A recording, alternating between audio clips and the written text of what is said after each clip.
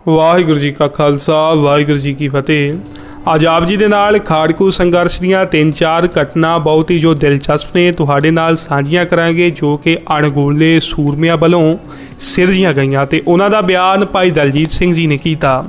ਭਾਈ ਦਲਜੀਤ ਸਿੰਘ ਜੀ ਦੱਸਦੇ ਨੇ ਕਿ ਬਾਲਟੀ ਵਾਲਾ ਭੁਜੰਗੀ ਸਰਲੇਖ ਦੇ ਹੇਠ ਲਿਖਦੇ ਨੇ ਭਾਈ ਦਲਜੀਤ ਸਿੰਘ ਜੀ ਕਿ ਇੱਕ ਸਿੰਘ ਜੋ ਦਰਬਾਰ ਸਾਹਿਬ ਦੀ ਪਰਿਕਰਮਾ ਦੇ ਵਿੱਚ ਹੀ ਘਿਰ ਗਿਆ ਸੀ 84 ਦੇ ਹਮਲੇ ਵੇਲੇ, ਉਹਨਾਂ ਇੱਕ ਅਲੜ ਉਮਰ ਦੇ ਨੌਜਵਾਨ ਦੀ ਗੱਲ ਸੁਣਾਈ ਮੈਨੂੰ। 5 ਜੂਨ ਨੂੰ ਜਦੋਂ ਗੋਲੀਬਾਰੀ ਚੱਲ ਰਹੀ ਸੀ ਤਾਂ ਪਰਿਕਰਮਾ ਵਿੱਚ ਬਣੇ ਕਮਰਿਆਂ ਵਿਚਲੀ ਸੰਗਤ ਦਾ ਤਹਿ ਦੇ ਨਾਲ ਬੁਰਾ ਹਾਲ ਸੀ ਤਾਂ ਇਹ ਨੌਜਵਾਨ ਨੇ ਬਾਲਟੀ ਨਾਲ ਸਰੋਵਰ ਵਿੱਚ ਪਾਣੀ ਭਰਨ ਦੀ ਹਿੰਮਤ ਕੀਤੀ। ਇੱਕ ਵਾਰ ਸਹੀ ਸਲਾਮਤ ਤਰੀਕੇ ਨਾਲ ਵਾਪਸ ਆ ਜਾਣ ਮਗਰੋਂ ਉਹਦੇ ਗੇੜੇ ਤੇਜ਼ ਹੋ ਗਏ। ਉਹਨੇ ਨਿੱਕੀ ਜਿਹੀ ਬਾਲਟੀ ਨਾਲ ਕਈ ਗੇੜੇ ਲਾਏ ਅਤੇ ਕਿੰਨੇ ਹੀ ਲੋਕਾਂ ਦੀ ਤੀਹ ਵਜਾਈ। ਉਹ ਆਪਣੀ ਜਾਨ 'ਤੇ ਖੇਡ ਕੇ ਇਹ ਕੰਮ ਕਰ ਰਿਹਾ ਸੀ। ਖੋਰੇ ਫੌਜੀਆਂ ਨੂੰ ਪਤਾ ਲੱਗ ਗਿਆ ਸੀ ਜਾਂ ਅਚਾਨਕ ਹੀ ਉਹਦੇ ਇੱਕ ਬੁਛਾੜ ਵੱਜੀ ਅਤੇ ਉਹ ਸੇਵਾ ਦਾ ਪੁਤਲਾ ਸਰੋਵਰ ਦੇ ਵਿੱਚ ਹੀ ਡਿੱਗ ਪਿਆ। ਅੱਗੇ ਭਾਈ ਸਾਹਿਬ ਜੀ ਬਿਆਨ ਕਰਦੇ ਨੇ ਕਿ ਸਾਡੇ ਨਾਲ ਮਿਲਾਪ ਹੋਣ ਮਗਰੋਂ ਸਾਡੀ ਠਾਹਰ ਬਣੇ ਇੱਕ ਪਰਿਵਾਰ ਨੇ ਵੀ ਕੁਝ ਇਸ ਤਰ੍ਹਾਂ ਦਾ ਹਾਲ ਸੁਣਾਇਆ ਸੀ। ਸਰਕਾਰੀ ਡਾਕਟਰ ਦੇ ਸਿਰਲੇਖ ਹੇਠ ਭਾਈ ਸਾਹਿਬ ਲਿਖਦੇ ਨੇ ਕਿ ਇਹ ਬੰਦਾ ਜੂਨ 1984 ਵਿੱਚ ਸ਼੍ਰੀ ਅੰਮ੍ਰਿਤਸਰ ਸ਼ਹਿਰ ਵਿੱਚ ਸਰਕਾਰੀ ਡਾਕਟਰ ਸੀ। ਜੂਨ 84 ਤੋਂ ਪਹਿਲਾਂ ਉਹ ਸੰਤਾਂ ਦੇ ਖਿਲਾਫ ਸੀ, ਪਰ ਉਹਨੇ ਜਦੋਂ ਹਕੂਮਤ ਦਾ ਕਰੂਪ ਚਿਹਰਾ ਵੇਖਿਆ ਤਾਂ ਉਹਨੂੰ ਸੰਤਾਂ ਦੀਆਂ ਸਭ ਗੱਲਾਂ ਸੱਚ ਲੱਗਣ ਲੱਗੀਆਂ ਜੋ ਪਹਿਲਾਂ ਭੜਕਾਊ ਭਾਸ਼ਣ ਲੱਗਦੀਆਂ ਸਨ। ਉਹਨੇ ਬਹੁਤ ਕੁਝ ਵੇਖਿਆ ਤੇ ਸੁਣਿਆ ਸੀ। ਕਾਫੀ ਲਾਸ਼ਾਂ ਜੋ ਪੋਸਟਮਾਰਟਮ ਲਈ ਆਈਆਂ ਸਨ ਉਹਦੇ ਹੱਥ ਪਿੱਛੇ ਬੰਨੇ ਹੋਏ ਸਨ, ਉਹਨਾਂ ਦੇ ਹੱਥ ਪਿੱਛੇ ਬੰਨੇ ਹੋਏ ਸਨ ਲਾਸ਼ਾਂ ਦੇ, ਅਤੇ ਬਹੁਤਿਆਂ ਨੂੰ ਬਿਲਕੁਲ ਨੇੜਿਓਂ ਗੋਲੀ ਮਾਰੀ ਗਈ ਸੀ। ਫੌਜ ਦਾ ਰਵੱਈਆ ਜਲਾਲਤ ਭਰਿਆ ਸੀ। ਦਰਬਾਰ ਸਾਹਿਬ ਵਿੱਚੋਂ ਲਾਸ਼ਾਂ ਚੁੱਕਣ ਲਈ ਅਤੇ ਸਫਾਈ ਕਰਨ ਲਈ ਸਫਾਈ ਕਰਮਚਾਰੀਆਂ ਨਾਲ ਵੀ ਧੱਕਾ ਕੀਤਾ ਗਿਆ, ਕਿਉਂਕਿ ਇੱਕ ਵਾਰ ਉਹਨਾਂ ਨੇ ਲਾਸ਼ਾਂ ਚੁੱਕਣ ਤੋਂ ਇਨਕਾਰ ਕਰ ਦਿੱਤਾ ਸੀ। ਫਿਰ ਉਹਨਾਂ ਨੂੰ ਖੁੱਲ੍ਹੀ ਸ਼ਰਾਬ ਪਿਆਈ ਗਈ ਅਤੇ ਲਾਸ਼ਾਂ ਤੋਂ ਮਿਲਿਆ ਸਮਾਨ ਰੱਖਣ ਦੀ ਇਜਾਜ਼ਤ ਦਿੱਤੀ ਗਈ। ਹਸਪਤਾਲ ਵਿੱਚ ਵੀ ਜ਼ਖਮੀਆਂ ਨਾਲ ਫੌਜੀਆਂ ਦਾ ਵਤੀਰਾ ਬਹੁਤ ਭੈੜਾ ਸੀ। ਉਹ ਜ਼ਖਮੀਆਂ ਨੂੰ ਹਸਪਤਾਲ ਵਿੱਚ ਹੀ ਕੁੱਟ ਦਿੰਦੇ ਸਨ ਅਤੇ ਭੈੜੀ ਸ਼ਬਦਾਵਲੀ ਵਰਤਦੇ ਸਨ।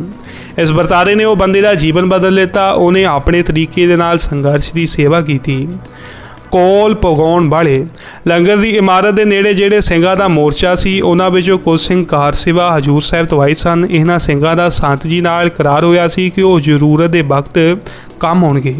ਸਿਰਫ ਇੱਕ ਕਰਾਰ ਕਰਕੇ ਐਨ ਵਕਤ ਉੱਤੇ ਉਹ ਸੰਤ ਜੀ ਨਾਲ ਆ ਖਲੋਤੇ, ਉਹਨਾਂ ਤੋਂ ਹਥਿਆਰ ਲਏ ਅਤੇ ਮੋਰਚੇ ਸੰਭਾਲ ਲਏ। ਇਹਨਾਂ ਨੇ ਖੂਬ ਜੰਗ ਲੜਿਆ ਅਤੇ ਬਹੁਤ ਉੱਥੇ ਹੀ ਸ਼ਹੀਦ ਹੋ ਗਏ। ਇਹਨਾਂ ਸਿੰਘਾਂ ਦਾ ਕੋਲ ਪਗਾਉਣ ਤੇ ਸ਼ਹਾਦਤ ਦਾ ਸਫ਼ਰ ਲਾਸਾਨੀ ਮਿਸਾਲ ਹੈ। ਰਹਿੰਦੀ ਦੁਨੀਆ ਤੱਕ ਇਹਨਾਂ ਨੂੰ ਯਾਦ ਕੀਤਾ ਜਾਏਗਾ। ਤੇ ਜੋ ਹੁਣ ਤੁਹਾਡੇ ਨਾਲ ਘਟਨਾ ਸਾਂਝੀ ਕਰਨ ਜਾ ਰਹੇ ਹਾਂ ਉਹ ਬਹੁਤ ਹੀ ਦਿਲਚਸਪ ਹੈ। ਭਾਈ ਸਾਹਿਬ ਜੀ ਬਿਆਨ ਕਰਦੇ ਨੇ ਕਿ ਚਰਨਜੀਤ ਸਿੰਘ ਤਲਵੰਡੀ ਦੀ ਰਿਸ਼ਤੇਦਾਰ ਵਿੱਚੋਂ ਇੱਕ ਪਰਿਵਾਰ ਦਿੱਲੀ ਦੇ ਵਿੱਚ ਰਹਿੰਦਾ ਸੀ। ਸੰਨ 84 ਤੋਂ ਬਾਅਦ ਫੈਡਰੇਸ਼ਨ ਟਕਸਾਲ ਤੇ ਖਾੜਕੂ ਜਥੇਬੰਦੀਆਂ ਦੇ ਨਾਲ ਸੰਬੰਧਿਤ ਬਹੁਤ ਸਾਰੇ ਸਿੰਘ ਇਹਨਾਂ ਦੇ ਘਰ ਆਉਂਦੇ ਰਹੇ।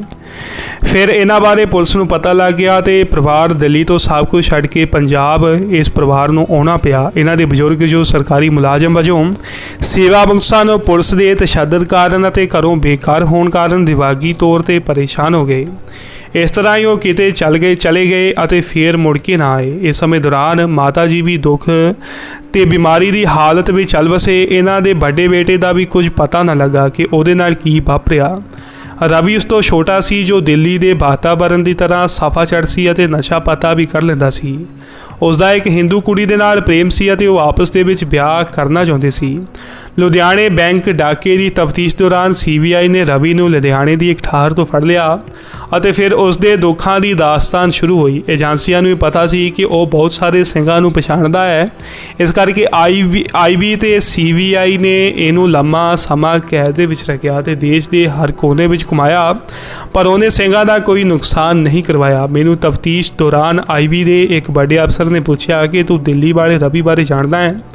ਜਦੋਂ ਮੈਂ ਹਾਂ ਕਿਹਾ ਤਾਂ ਫਿਰ ਉਸਨੇ ਦੱਸਿਆ ਕਿ ਉਹ ਬੰਦੇ ਨੇ ਸਾਨੂੰ ਬਹੁਤ ਲੰਮੇ ਸਮੇਂ ਤੱਕ ਬੇਵਕੂਫ ਬਣਾਇਆ ਸੀ।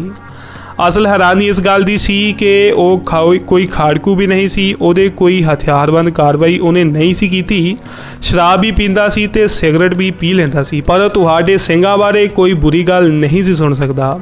ਉਦੋਂ ਹੀ ਲੜ ਪੈਂਦਾ ਸੀ ਤੇ ਕੁੱਟ ਖਾ ਲੈਂਦਾ ਸੀ। ਮੈਨੂੰ ਬੜਾ ਅਚੰਭਾ ਲੱਗਿਆ ਕਿ ਜਿਸ ਬੰਦੇ 'ਤੇ ਅਸੀਂ ਵਿਸ਼ਵਾਸ ਨਹੀਂ ਸੀ ਕਰਦੇ ਅਤੇ ਉਸ ਤੋਂ ਦੂਰ ਰਹਿੰਦੇ ਸੀ, ਉਹ ਬੰਦਾ ਕਿਸ ਤਰ੍ਹਾਂ ਸਾਡੇ ਲਈ ਲੜਦਾ ਮਰਦਾ ਰਿਹਾ।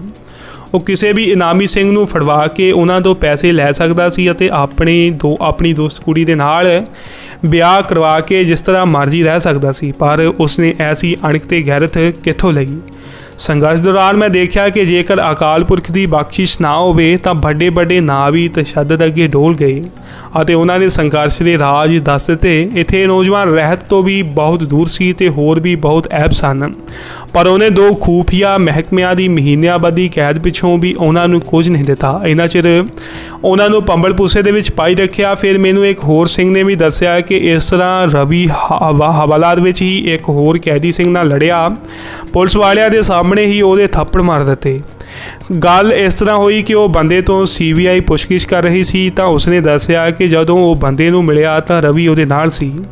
CBI ਵਾਲਿਆਂ ਨੂੰ ਪਹਿਲਾਂ ਇਹ ਗੱਲ ਨਹੀਂ ਸੀ ਪਤਾ। ਰਵੀ ਨੇ ਉਸੇ ਵਕਤ ਉੱਠ ਕੇ ਉਹ ਬੰਦੇ ਦੇ ਥੱਪੜ ਮਾਰਿਆ ਤੇ ਕਿਹਾ ਕਿ ਤੂੰ ਆਪਣੀ ਗੱਲ ਦੱਸ, ਤੂੰ ਮੇਰੇ ਬਾਰੇ ਕੀ ਦੱਸ ਰਿਹਾ ਹੈ? ਮੇਰੇ ਬਾਰੇ ਮੈਨੂੰ ਪਤਾ ਨਾ ਕਿ ਤੈਨੂੰ। ਪਿੱਛੇ ਜਿਹੇ ਮੈਨੂੰ ਲੁਧਿਆਣੇ ਕਚਹਿਰੀਆਂ ਵਿੱਚ ਉਸ ਵੇਲੇ ਦਾ ਬਦਨਾਮ ਪੁਲਿਸੀਆ ਮਿਲ ਪਿਆ ਜੋ ਉਦੋਂ ਲੁਧਿਆਣੇ SP ਲੱਗਾ ਹੋਇਆ ਸੀ। ਉਹਦੇ ਉੱਤੇ ਝੂਠੇ ਮੁਕਾਬਲਿਆਂ ਦੇ ਮੁਕੱਦਮੇ ਚੱਲ ਰਹੇ ਸਨ। ਹੁਣ ਉਹ ਪਹਿਲਾਂ ਵਾਂਗ ਨਹੀਂ ਸੋਚਦਾ ਸੀ। ਉਸਨੇ ਰਵੀ ਬਾਰੇ ਪਹਿਲੀਆਂ ਗੱਲਾਂ ਦੀ ਪੁਸ਼ਟੀ ਕੀਤੀ। ਰਵੀ 1 ਸਾਲ ਤੋਂ ਵੀ ਵੱਧ ਸਮਾਂ IV ਦੀ ਕੈਦ ਦੇ ਵਿੱਚ ਰਿਹਾ।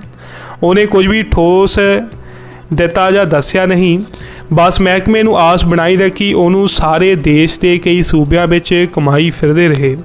ਡਾਕੇ ਵਾਲੇ ਮੁਕੱਦਮੇ ਵਿੱਚ CBI ਕੋਲ ਰਹੇ ਇੱਕ ਸਿੰਘ ਨੇ ਵੀ ਦੱਸਿਆ ਕਿ ਮਹਿਕਮੇ ਵਾਲੇ ਸੋਚਦੇ ਸਨ ਕਿ ਰਵੀ ਉਹਨਾਂ ਦੀ ਮਦਦ ਕਰ ਰਿਹਾ ਹੈ, ਜਿਸ ਕਰਕੇ ਉਹਨੂੰ ਵਧੀਆ ਸ਼ਰਾਬ, ਸਿਗਰਟਾਂ ਅਤੇ ਖਾਣ ਪੀਣ ਨੂੰ ਦਿੰਦੇ ਸਨ। ਉਹਨੂੰ ਖੁਸ਼ ਰੱਖਣ ਦੀ ਕੋਸ਼ਿਸ਼ ਕਰਦੇ ਸਨ ਤਾਂ ਕਿ ਕੁਝ ਦੱਸ ਦੇਵੇ। ਉਹ ਉਦੋਂ ਹੈਰਾਨ ਹੋ ਗਏ ਜਦੋਂ ਇੱਕ DSP ਨੇ ਜਿੰਦੇ ਦੇ ਕਿਰਦਾਰ ਬਾਰੇ ਕੁਝ ਬੁਰਾ ਕਿਹਾ ਤਾਂ ਰਵੀ ਉਹਦੇ ਨਾਲ ਲੜ ਪਿਆ ਅਤੇ ਉਹਨੂੰ ਬੁਰਾ ਭਲਾ ਕਿਹਾ। ਇਸ ਗੱਲ ਬਦਲੇ ਰਵੀ ਨੂੰ ਬਹੁਤ ਕੁੱਟ ਪਈ। 1.5 ਸਾਲ ਦੇ ਸਮੇਂ ਦੌਰਾਨ ਅਜਿਹਾ ਉਸ ਨਾਲ ਕਈ ਵਾਰ ਵਾਪਰਿਆ। ਜਦੋਂ ਨਸ਼ੇ ਦਾ ਆਦੀ ਅਤੇ ਕੈਦੀ ਹੋਣ ਦੇ ਬਾਵਜੂਦ ਵੀ ਉਹਨਾਂ ਨਾਲ ਲੜਿਆ ਅਤੇ ਕੁੱਟ ਖਾਧੀ ਪਰ ਚੁੱਕਿਆ ਨਹੀਂ। ਉਹ ਸੰਘਰਸ਼ ਦੇ ਮੋਹਰੀ ਕਤਾਰ ਦੇ ਬੰਦਿਆਂ ਨੂੰ ਵੀ ਜਾਣਦਾ ਸੀ ਅਤੇ ਕਈ ਠਾਰਾਂ ਦਾ ਵੀ ਉਸ ਨੂੰ ਪਤਾ ਸੀ। ਨਸ਼ਾ ਉਹਦੀ ਕਮਜ਼ੋਰੀ ਸੀ, ਜਿਸ ਕਰਕੇ ਉਹ IB ਵਾਲਿਆਂ ਦੀ ਗੱਲ ਮੰਨ ਗਿਆ ਕਿ ਤੂੰ ਸਾਨੂੰ ਬੰਦੇ ਫੜਾ ਦੇ, ਅਸੀਂ ਤੇਰੀ ਸਾਂਭ ਸੰਭਾਲ ਕਰਾਂਗੇ। ਉਹ ਆਪਣੀ ਸਾਂਭ ਸੰਭਾਲ ਤਾਂ ਕਰਵਾਉਂਦਾ ਰਿਹਾ ਪਰ ਉਹਨਾਂ ਪੱਲੇ ਕੁਝ ਨਹੀਂ ਪਾਇਆ। ਸਭ ਘਾਟਾਂ ਅਤੇ ਬੁਰੇ ਹਾਲਾਤ ਦੇ ਬਾਵਜੂਦ ਉਹਨੇ ਪੰਥ ਅਤੇ ਸੰਘਰਸ਼ ਬਾਰੇ ਨਾ ਕੁਝ ਗਲਤ ਕਿਹਾ ਤੇ ਨਾ ਹੀ ਸੁਣਿਆ ਸੀ। ਪਰਮਾਤਮਾ ਨੇ ਉਹਨੂੰ ਕਿੱਡਾ ਸਿਦਕ ਬਖਸ਼ਿਆ ਸੀ ਕਿ ਲਾਲ ਕਿਲੇ ਦੀ ਨਰਕੀ ਜੇਲ੍ਹ ਵਿੱਚ ਵੀ ਉਹਨੇ ਆਪਣਾ ਈਮਾਨ ਬਚਾ ਕੇ ਰੱਖਿਆ। ਉਹ ਚੰਗੀ ਤਰ੍ਹਾਂ ਪਾਠ ਕਰਨਾ ਵੀ ਨਹੀਂ ਜਾਣਦਾ ਸੀ, ਪਰ ਉਹਦੇ ਸਿਦਕ ਦੀ ਗਵਾਹੀ ਹਕੂਮਤ ਦੇ ਕਈ ਕਰਿੰਦਿਆਂ ਨੇ ਵੀ ਭਰੀ ਹੈ। ਜਿਸ ਬੰਦੇ ਦੀ ਦੁਨੀਆ ਸਾਡੇ ਕਰਕੇ ਬਰਬਾਦ ਹੋਈ, ਪਰਿਵਾਰ ਦੇ ਕਈ ਜੀਅ ਵੀ ਮਾਰੇ ਗਏ, ਉਸ ਨੂੰ ਸਾਡੇ ਵੱਲੋਂ ਕੋਈ ਮਦਦ ਨਹੀਂ ਸੀ। ਉਹ ਇਕੱਲਿਆਂ ਹੀ ਹਕੂਮਤ ਦੇ ਕਹਿੰਦੇ ਕਹਾਉਂਦੇ ਮਹਿਕਮੇ ਦੀ ਕੈਦ ਦੇ ਵਿੱਚ ਰਹਿ ਕੇ ਉਹਨਾਂ ਸਾਹਮਣੇ ਈਮਾਨ ਉੱਤੇ ਖੜਾ ਰਿਹਾ। ਉਹ ਕਿਸ ਤਰ੍ਹਾਂ ਪੰਥ ਖਾਤਰ ਅਤੇ ਸਾਡੇ ਖਾਤਰ ਆਪਣੀ ਅਣਖ ਪਕਾ ਗਿਆ। ਮੈਨੂੰ ਇਹ ਸਭ ਜਾਣ ਕੇ ਉਹ ਆਪਣੇ ਉੱਤੇ ਸ਼ਰਮਿੰਦਗੀ ਮਹਿਸੂਸ ਹੋਈ ਕਿ ਉਦੋਂ ਅਸੀਂ ਉਹਦੇ 'ਤੇ ਵਿਸ਼ਵਾਸ ਨਹੀਂ ਸੀ ਕਰਦੇ। ਇਹੋ ਜਿਹੇ ਸਿੰਘ ਸਦਾ ਹੀ ਸਾਡੀ ਅਰਦਾਸ ਦੇ ਵਿੱਚ ਸ਼ਾਮਲ ਹੁੰਦੇ ਹਨ ਕਿ ਗੁਰੂ ਸਾਹਿਬ ਇਹਨਾਂ ਨੂੰ ਆਪਣੇ ਚਰਨਾਂ ਦੇ ਵਿੱਚ ਰੱਖੇ। ਆਖਰ IB ਨੂੰ ਲੱਗਿਆ ਹੋਵੇਗਾ ਕਿ ਇਹ ਸਾਨੂੰ ਚਾਰੀ ਜਾ ਰਿਹਾ ਹੈ ਤੇ ਉਹਨਾਂ ਨੇ ਉਹਨੂੰ ਖਤਮ ਕਰ ਦਿੱਤਾ ਹੋਊ, ਜਾਂ ਫਿਰ ਉਹ IB ਦੇ ਕੈਦਖਾਨੇ ਵਿੱਚ ਬਿਮਾਰ ਹੋ ਕੇ ਹੋਰਾਂ ਜੁਝਾਰੂ ਕੈਦੀਆਂ ਵਾਂਗ ਪੂਰਾ ਹੋ ਗਿਆ ਹੋਵੇਗਾ। ਉਹਦੀ ਮੌਤ ਦਾ ਰੂਪ ਕੋਈ ਵੀ ਹੋਵੇ ਪਰ ਉਹ ਸੂਰਮਿਆਂ ਵਾਲੀ ਮੌਤ ਮਰਿਆ। ਵਾਹਿਗੁਰੂ ਜੀ ਕਾ ਖਾਲਸਾ, ਵਾਹਿਗੁਰੂ ਜੀ ਕੀ ਫਤਿਹ।